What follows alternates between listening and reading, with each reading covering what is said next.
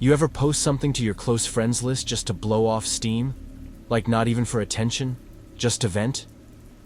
That's what I was doing. I had just gotten home from work and I was sitting on my couch still wearing my badge and crusty flats, scrolling through my phone with one hand and eating reheated pad thai with the other. I was pissed, tired, sweaty, and pissed. There's this guy at my job, his name's Kevin, and I swear to God I'm not being dramatic when I say this, but he makes my skin crawl. He's the kind of guy who stands just a little too close, asks questions he shouldn't be asking, laughs a little too loud at things that aren't funny. You know the type. Anyway, earlier that day he cornered me in the break room and asked if I lived alone. Lived alone. No context, no lead-in. Just, hey, do you live by yourself? I played it off and mumbled something like, why? But I was immediately so done. I left work early, told them I had a headache. Which wasn't even a lie. I did. The minute he asked me that, my head started throbbing. So I'm on the couch, decompressing, trying not to spiral, and I opened up Instagram and posted this little green-ringed story that said, I swear if Kevin breathes in my direction one more time, I'm calling HR. Just that. No selfie, no tagging, just a vent post. And I made damn sure it was on close friends, because I didn't want anyone from work seeing it, especially not Kevin. I've had the same close friends list for like a year. It's like 12 people, real ones, people I trust. One of them is my sister, one is my roommate. The rest are college friends, a couple coworkers from a different job, and one guy I used to hook up with who's still kind of funny. I hit post and didn't think twice about it. Not even 5 minutes later, I get a DM from Kevin. Kevin. All it said was, lol wow, didn't know you felt that way. My heart stopped. Like my literal stomach dropped into my ass. I immediately clicked his profile to double check. No green ring on his stories, no mutuals with anyone on my close friends list. No chance he's somehow seeing my alt content from another account. There is no way he should have seen that post. None. But he responded. Not just vaguely either. He quoted it. Word for word. So my first thought is, okay, maybe I posted it publicly by mistake. I go back to the story settings, check the privacy tab. It still says close friends only. I click on the list, and I swear to you, I know this list. I know it like I know the sound of my own ringtone. I even remember that I pruned it recently after some drama with my old roommate. I literally went through it line by line. But now, there's 13 people on the list. And guess who's on it? Kevin. No idea how or when. But his name was sitting there like it had been there the whole time. I removed him immediately, blocked him. And then I just sat there, staring at my screen. My hands were shaking so bad I dropped my fork on the floor. And I know some people would be like, oh, maybe it glitched. Or maybe you added him by accident. But I need you to hear me when I say this. I didn't. I never added Kevin to my close friends list. I would never do that. And even if I had, I would have noticed his name. I would have seen it when I was typing the caption, or posting the story, or skimming the names out of habit. It didn't make sense. None of it made sense. But the worst part? Wasn't even him replying. Wasn't even seeing his name on the list. It was the green circle on his profile. Because after I blocked him and checked again from my backup account, his profile still had the green ring. Which meant he screen recorded it, before I could take it down, before I even knew what happened. That story lives on somewhere now. And that's when I started to panic. Because who else could have added him? Who has access to my Instagram? And the real question that kept me up that night, what if it wasn't my account he got added from? So I didn't sleep that night. I laid in bed with my laptop open, half-heartedly watching a true crime doc that was supposed to calm me down, and instead made everything worse.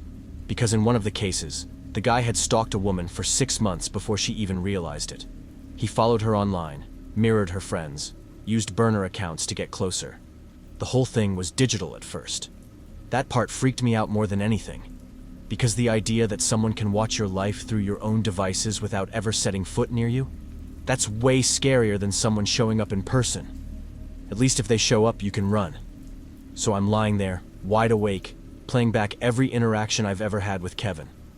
Every weird comment, every accidental brush, every time he offered to walk me to my car, or said something like, "I bet you live somewhere cozy." I started remembering things I had brushed off, like the day I was late because my Lyft dropped me off on the wrong side of the building. And when I walked in, Kevin goes, "Took you longer than usual." I asked how he knew I was late, and he said, "You usually get here at 8:42. 8:42. Not around 8:30. Not before 9. 8:42. That was 2 weeks ago. Back when I thought he was just a little socially awkward. Now it just felt like he was keeping score. I finally crashed sometime after 4 a.m. When I woke up, I had like 6 missed calls from my roommate. I figured she was worried. But when I picked up, she didn't even say, "Good morning." She just said, "Hey, did you do something weird with our Wi-Fi?" I sat up in bed. I asked her what she meant, and she said that her phone kept disconnecting from the Wi-Fi all morning, and when she went into the router settings on her laptop, the admin panel was locked. Which I never did. We've had that router since we moved in. We never even set a password. It just auto-connected. Now it was locked, and not just with a password. The device name had changed. She sent me a screenshot. The name was user013, which doesn't sound creepy on its own. But you want to know what number Kevin's desk is in the office? 013. I know that sounds like a stretch. I know. I wanted it to be a coincidence so badly. But then I remembered something. A few weeks ago, Kevin offered to help me carry my monitor out of the office when I was working remotely for a few days. I said no, obviously. But the next morning when I plugged everything in, my laptop fan was running like crazy. It kept opening Chrome tabs by itself. I thought it was just overheating or something, so I shut it down and left it alone. But now I'm wondering if he did get access to something. Or worse, if he got access a long time ago and I just never noticed. That day at work, I didn't talk to him. Didn't even look at him. But he looked at me. Like a lot. And not in that obvious way where someone's checking you out. He had this creepy calmness to him. Like he knew something I didn't. Or like he was waiting for me to figure it out. I ended up going to HR. I didn't show them the DM because technically I blocked him and deleted it. But I gave them everything else. I told them about the comment in the break room. The constant hovering. The weird line about what time I arrive. And when I mentioned the Instagram thing, I could tell the woman I was speaking to kind of tensed up, like I hit a nerve. She said, "Has Kevin ever touched your phone?" I said no. And then she asked, "Has anyone else? Even as a joke? Anyone you share a device or account with?" I said no again. But I started thinking. I've given my phone to friends before, to show memes, take group photos, cue up music on the Bluetooth speaker. But the only person who's had it for more than 5 seconds was my ex. We dated for almost 2 years. He knew my phone password. He was logged into my Netflix and Spotify until, like, 2 months ago. And here's where it gets so much worse. My ex? He used to work with Kevin. Different department, but same company. I met him at a holiday party. I just never connected the dots because my ex got laid off last year and Kevin started full-time this spring. But they knew each other. And suddenly all those weird little things I ignored while we were dating. Him joking about spying on me. Him knowing what I was searching even before I told him.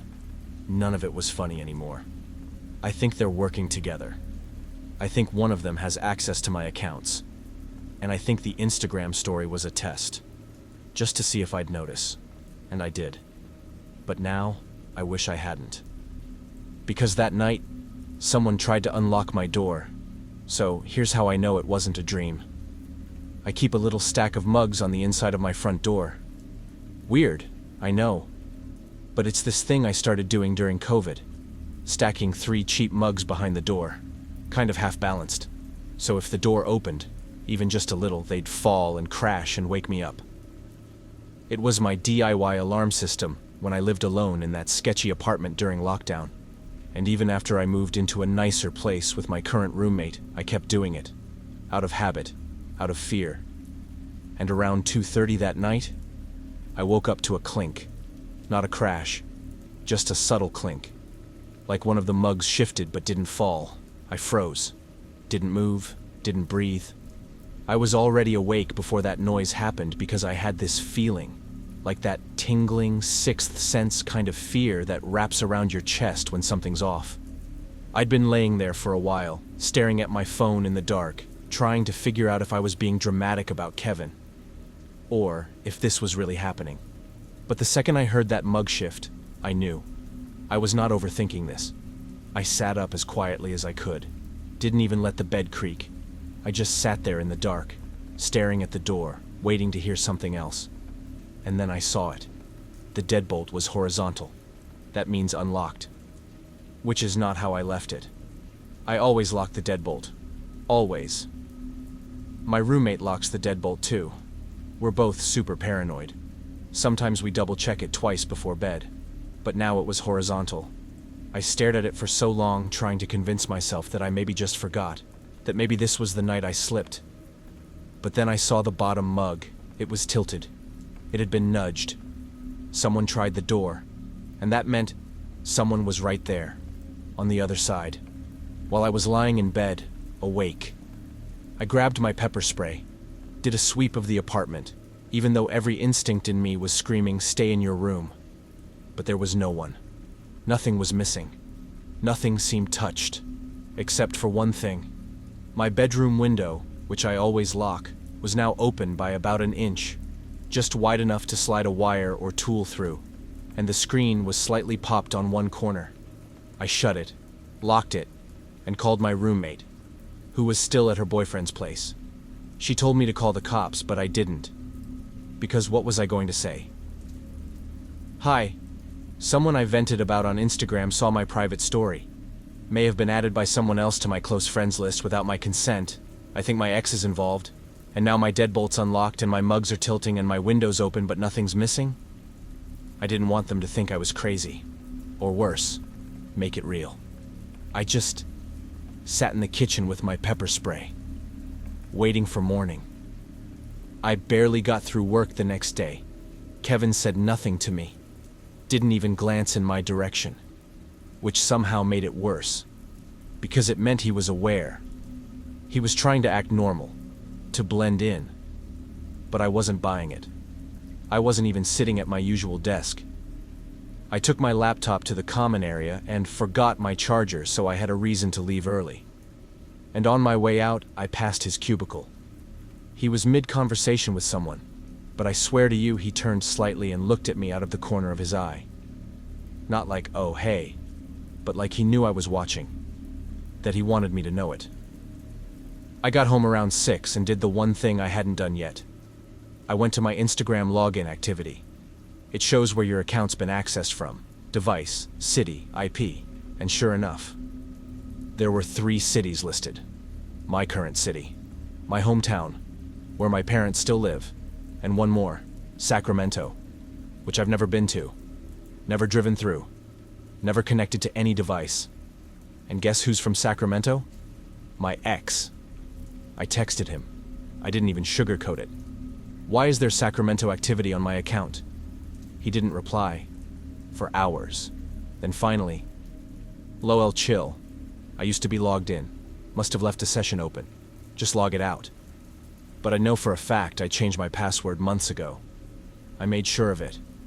And when I went to log that session out, it wouldn't disconnect. Every other session booted instantly. But that one kept popping back up. And every time it refreshed, the device ID changed. That's when I knew this wasn't a session. It was a script. Someone was running a backdoor through my account. Which means this isn't just a creepy coworker or a shady ex. This is something way bigger. And I was about to find out how far it went.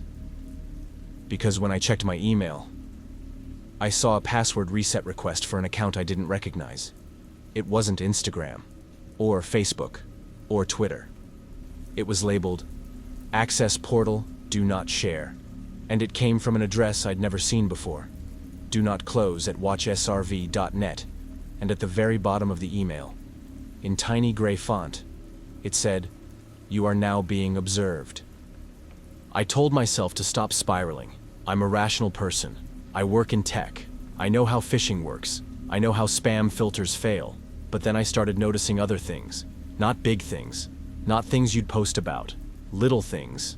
Subtle, quiet, personal things.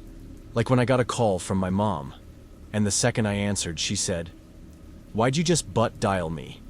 I told her I didn't. I hadn't touched my phone in 20 minutes. She said she got a call from me. A full 38 seconds of nothing, just faint breathing. Or how my Spotify randomly started playing a playlist called Comfort in Chaos while I was in the shower. I don't follow any playlist with that name. I checked. It was a private playlist. One that I didn't create. But it was listed under my account, with songs that I actually like. Songs I'd searched for but never saved. Songs I'd played in incognito tabs while working late. Songs I only listened to when I was feeling anxious or lonely. And now they were in a playlist, all together, under a title I never typed. Comfort in Chaos. I started feeling followed. But not in the way you'd expect. Not in a man in a black hoodie behind a tree kind of way. This was worse. This was inside. Inside the devices. Inside the platforms. Inside the places I thought were mine. I wiped my laptop, factory reset my phone, switched to a burner account, created new passwords that weren't words, just strings of numbers and symbols. It didn't help, because I wasn't just being watched. I was being interacted with. About a week later, I was in the kitchen pouring coffee, and my roommate comes out of her room and says, "Hey, were you on my iPad?" I tell her no. She says, "It's just weird." My notes app was open when I picked it up.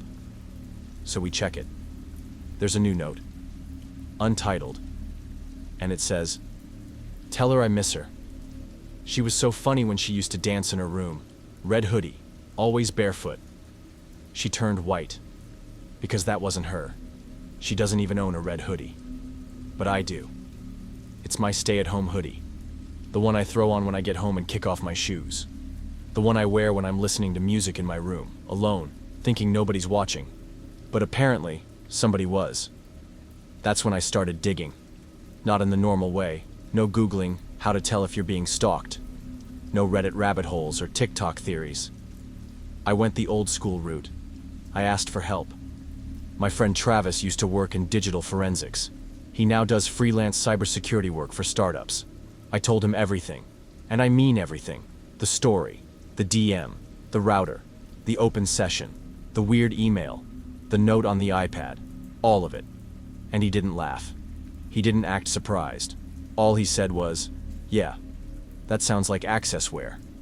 I said, "What the hell is accessware?" And he paused, like he wasn't sure how much he wanted to tell me. But he eventually explained, "It's an old term. Usually means backdoor tools or admin-level spyware that's disguised as normal apps. Some of it's custom-built. People in hacker communities call it accessware when the program is invisible to the user, but still lets you watch them in real time." I asked how that's even possible. He said, "You ever give someone your phone and leave the room?" That was all it took. Because yes, I had, my ex. There was a night, about 6 months before we broke up, when I had the flu. He came over with soup and tea. We watched a movie on my phone, propped up on the bed. At one point I passed out, full on, knocked out for like an hour. When I woke up, my phone was on the nightstand. Nothing looked out of place, but now I know. That's probably the night it got installed. And Kevin? He was just the extension of it. The guy on the ground, the one playing dumb while all of this was already happening in the background. I think they were testing me, to see if I'd react, to see if I'd notice. I wish I could end this with some kind of justice.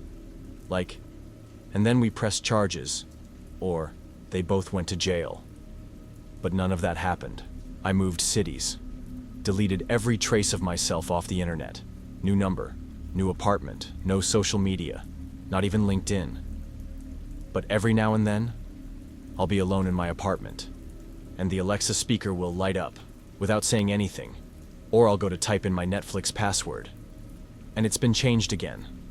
Or I'll be scrolling through old photos I never uploaded, and one will be gone. Just a little reminder, just enough to keep me wondering, who's still watching?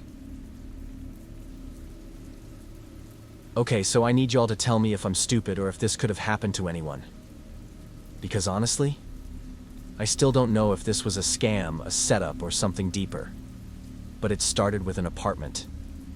A stupidly beautiful apartment. I'm talking wraparound windows, exposed brick, vaulted ceilings, natural light that hits so hard it makes you want to start baking sourdough and dating guys named Luca. It was that apartment. I found it on Instagram. There's this viral page that curates underrated rentals in LA. Super aesthetic. Think moody reels, lo-fi jazz playing over apartment walkthroughs, captions like hidden gem in Echo Park under $2,500. I've followed them for a minute, even saved a couple listings in the past, but they always go viral before I have time to even email someone. This one, though. It had just gone up, barely 300 likes. And right underneath it, pinned to the top, was a comment from someone named at landlord.kev that said, "Still available. DM if serious. Friends and fam discount today only." Now I know how that sounds. I do. But I was in a weird place. I had to get out of my current place. My lease was ending. My roommate was moving in with her boyfriend, and I didn't want to renew. I was looking at places like 10 hours a day and nothing was lining up. Everything was either a shoebox for $2,600 or a possible murder basement with character. So I figured, why not message him, just to ask? And that was the first mistake. He replied immediately, like within seconds. Super friendly, chill tone.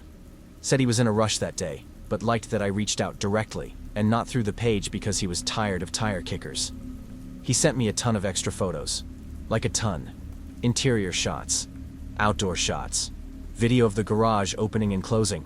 He even dropped a voice memo at one point saying, "This is honestly a great spot. I usually only rent it to friends or friends of friends, but I like your vibe. If you're serious, I'll cut the deposit in half today. Just don't flake on me." Again, red flags all over the place, but I was distracted because this apartment was everything. The kind of space that makes you feel like your whole life is about to level up just by living there. Like I'd finally feel like I was in my grown woman era. So I asked the basics. Where's it located? What's the lease length? Utilities? He answers everything perfectly. No weird hesitations. No redirection. He even throws in a little personality. Said the neighbors were quiet but cool. Said the grocery store nearby has a stupid good hot bar. Even joked that the fireplace was purely for vibes, not function. I asked if I could tour it in person. He says, "You can, but if someone else grabs it before, then I can't hold it. I've been burned before. But if you're serious, I'll let you lock it in with just half the usual deposit and you can tour it the day you move in." It didn't feel sketchy in the moment. It felt like urgency, like exclusivity, like I was being offered a secret deal most people don't get.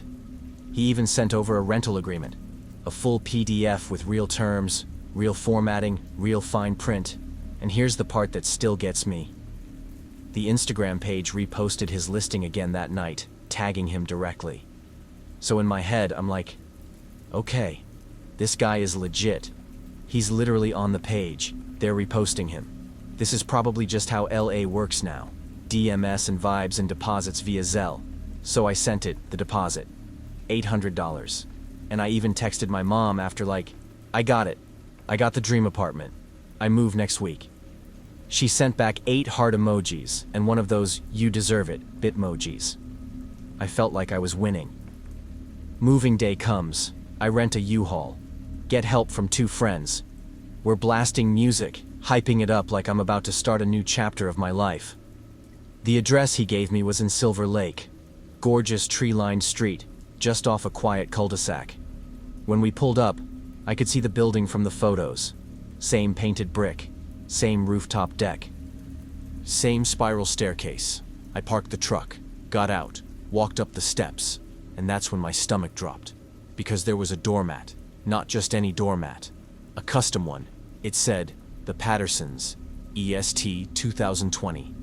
I stood there for a second, tried the doorbell, nothing. I knocked, and after about 30 seconds, a woman came to the door, holding a baby. She looked confused, obviously. I said, "Hey, sorry. I'm moving in today. This is 1432, right?"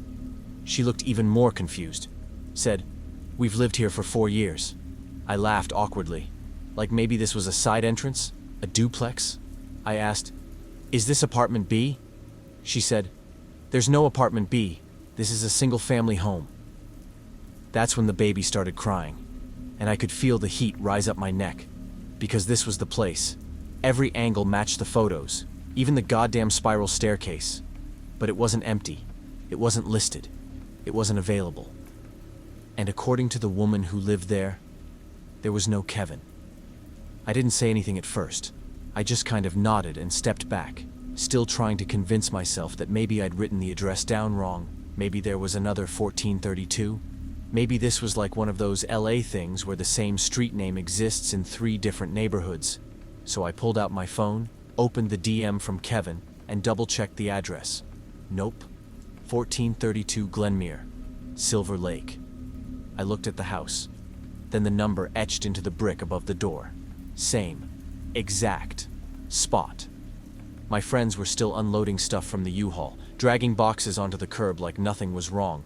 So I told the woman I must have gotten it mixed up and backed away fast, still smiling like a dumbass even though my whole chest was caving in.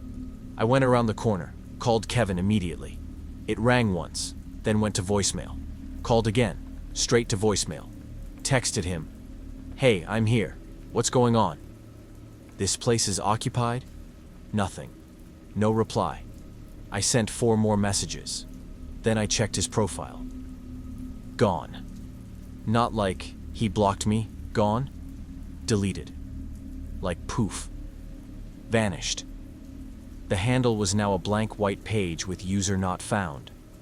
I went back to the original IG post on the viral real estate page to see if he'd commented again or if anyone else had messaged him. That's when I realized his comment was gone too.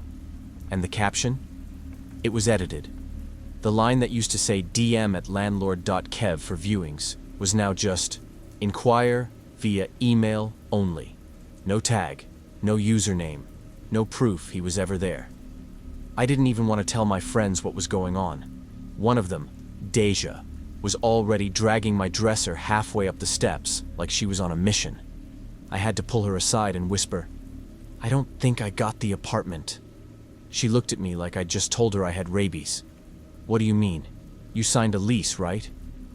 That's the part that made me sick. Because no, I didn't. I had a PDF, a really legit-looking one. But when I opened it again, I noticed something. There was no signature field. No signature from Kevin either. No company name. No letterhead. Just basic font and legalish phrasing that, in retrospect, I could have copy-pasted off Google. And the worst part? The last page, the one with the terms of deposit refund, was just blank. Totally blank. I hadn't noticed it before. He'd sent it with a voice memo saying, "All the boring stuff's at the end. Don't worry about that part." I'd been so caught up in the vibe that I believed him. I ended up crying in the back of the U-Haul. Deja sat next to me, quietly handing me water while my other friend called the number for the IG real estate page to report the scam. They didn't pick up. They still haven't. I emailed them. No reply. I even commented on one of their other posts like, "Hey, I think one of your listings was a scam. Can someone DM me?" It got deleted in less than 5 minutes, and that's when it really hit me. They knew. Not just about me getting scammed, but about him, Kevin, or whoever the hell he was. He didn't just find me. They sent me to him. I went into full freakout mode that night. Didn't sleep. Didn't shower. Barely ate. I opened every message from him, went back through every single DM, every image, every video walkthrough, and there it was. A tiny little glitch in one of the apartment tour videos. He's filming the kitchen, panning across the counter, and for one frame, literally just one, you can see the edge of a fridge magnet. It's a family photo, a couple and 2 little kids, and in the very bottom corner of the shot, a birthday invitation. It's pink. It says, "Emmy turns 4, and there's a date on it from 2 years ago. That wasn't a new walkthrough. That was someone else's home video. He didn't film that apartment. He screen recorded it. He stole it, repackaged it, sent it to me like it was his, and I bought the whole thing. The next morning, I filed a police report. Not that I expected anything.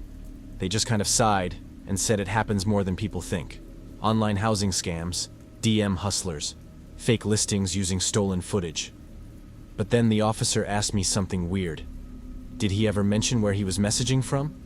I said no, just that he was in a rush, said he lived nearby. The cop nodded and jotted something down. Then he looked up and said, "There have been a few reports like this lately. Same setup. Viral post, urgent DM, deposit via Zelle or Venmo, then ghosted. But the thing is," he flipped through his notes, "they're always in different cities." I said, "What do you mean?" He goes, "The scammer always claims to be local, but we traced the IP address on one of the last reports. It pinged from Romania." That's when I felt sick all over again, because that meant this wasn't just some local scammer. This was a whole network. Fake posts, fake landlords, real pages feeding them leads. And they weren't just stealing money. They were collecting something else too. Data. I checked my banking app later that day. Guess what? There was a $2 charge I didn't recognize, from a gas station in Nevada. Then another one, a 68-cent charge from New York. Then another, a $0.00 test charge from Romania. They were pinging my card. Little test purchases, trying to see if they had access, trying to see what else they could pull. I shut down everything, froze my accounts, changed every password, set up fraud alerts, but I still feel like I let them in, like I opened the door, and now they're just watching me scramble. Every time I get a weird charge, or a random text from a number with no name, or a login attempt from a city I've never been to, it's like a tap on the shoulder, like someone reminding me, "You gave us access, and we're not done yet." Okay, I don't even know how to start this without sounding dramatic, so I'll just say it. I should have never posted about flying home alone. I do content for a living. Travel reels, destination guides, packing hacks, all that cute aesthetic stuff. I've been doing it for about 4 years now, and I've gotten pretty good at it. I've worked with real brands. I've done airport takeovers. I even got flown out to Bali last year for a campaign. So I should have known better. I know the rules. Don't post your hotel until after checkout. Don't post your location until you've left. Don't tag your Airbnb in real time. But I was tired. I'd just finished a 2-week solo trip in Portugal, and I was running on 5 hours of sleep and airport snacks and vibes. And I posted a stupid story. A dumb, tired little story with the caption, "Flying home solo, catch me on airplane mode for the next 10 hours. I didn't think about it. Didn't think anyone would care. I was wearing sweats, no makeup, sitting at the gate with greasy hair and a backpack full of melted protein bars. It wasn't even cute, but I guess it didn't matter. Because when I landed, there was a man holding a sign with my username on it. Wander with Jules right there at baggage claim. Handwritten, underlined twice in Sharpie. He was maybe late 30s, clean cut, normal looking, wearing a blue windbreaker and a calm little smile. Not aggressive, not creepy. He looked like someone's cousin who works in IT. I stopped in my tracks, froze for a second. I looked around, thinking maybe this was some kind of brand activation thing. Like maybe someone from my agency surprised me, or a subscriber pulled a prank. But then he saw me looking at the sign, and he smiled bigger, raised a hand, walked toward me, and said, "Hey, Jules, right? I follow you. Figured you could use a ride." I just kind of blinked, because I didn't post my arrival city. I didn't post my flight number. I didn't even post which airline. There's no way he could have known exactly where I'd be unless he had way more information than I posted. So I asked, cautiously, "Wait, how did you know which flight I was on?" He shrugged, smiled. "You posted your layover. Figured out the rest." That's when my stomach dropped, because I had posted my layover. Just a quick boomerang of my iced coffee with the caption, "Lisbon, JFK, home." I didn't think anything of it. It didn't even have a timestamp. But if someone really wanted to track me, all they had to do was check flights from Lisbon to JFK that landed that afternoon. then check connections from JFK to my city, cross-reference the airline. There were probably only a handful of options. And this guy, this random man who follows me online, had figured out exactly when I was landing, exactly where to wait. And he brought a sign. I told him, "Oh, my boyfriend's picking me up," even though that was a lie. I was going to call an Uber. He smiled again. Didn't leave. Just said, "You sure? It's no trouble. I live 10 minutes from here." My heart was thudding so loud I thought he could hear it. I waved him off, said, "Thanks though," and walked fast toward the bathroom like I had somewhere to be. I hid in a stall for 15 minutes, checked the window. He was still there, just standing by the wall, still holding the sign, still smiling, still waiting. I waited in that airport bathroom for what felt like an hour, pacing the stall, trying not to cry, checking the gaps under the door like he was going to crawl in there after me.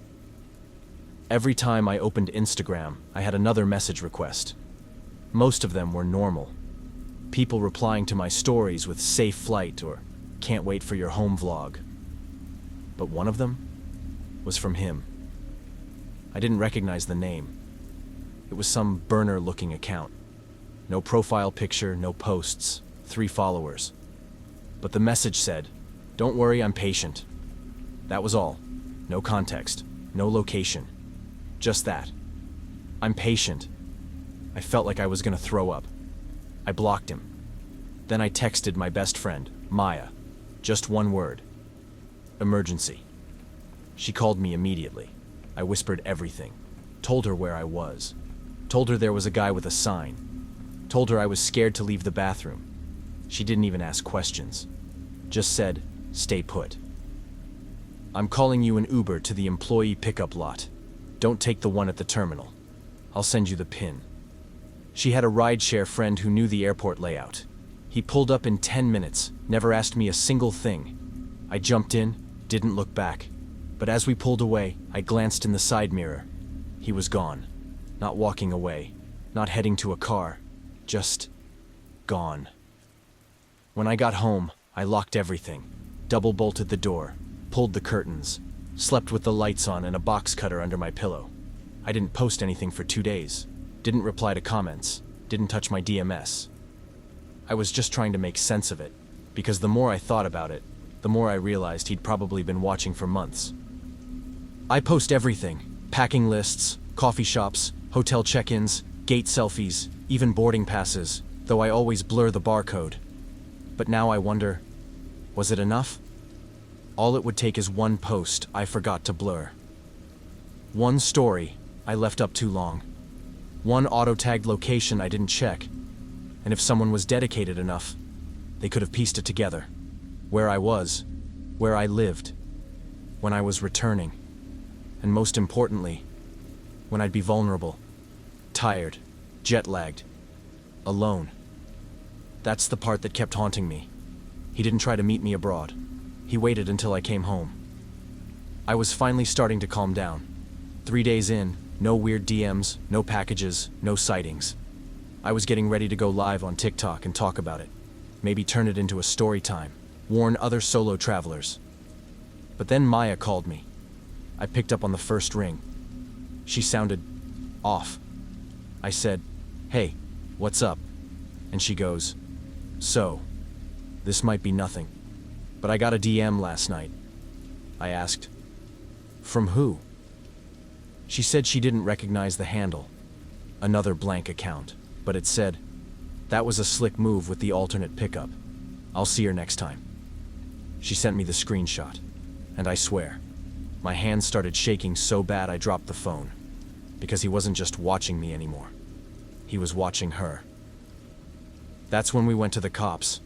I brought screenshots, timestamps, the fake profile, the burner message, everything. Maya printed out the DM and circled the time it was received, 1:47 a.m. You know what the officer told us? Block him. Don't post for a while. Probably just a troll. That was it. Not even a report. No tech team. No follow-up. Just stop posting. I wanted to scream. Because this wasn't a troll. Trolls don't show up at the airport with handwritten signs. Trolls don't know the name of your emergency contact. Trolls don't send DMs from fresh accounts that match your real-life timeline. But what could we do? We weren't hurt. We weren't robbed. He hadn't technically broken any laws.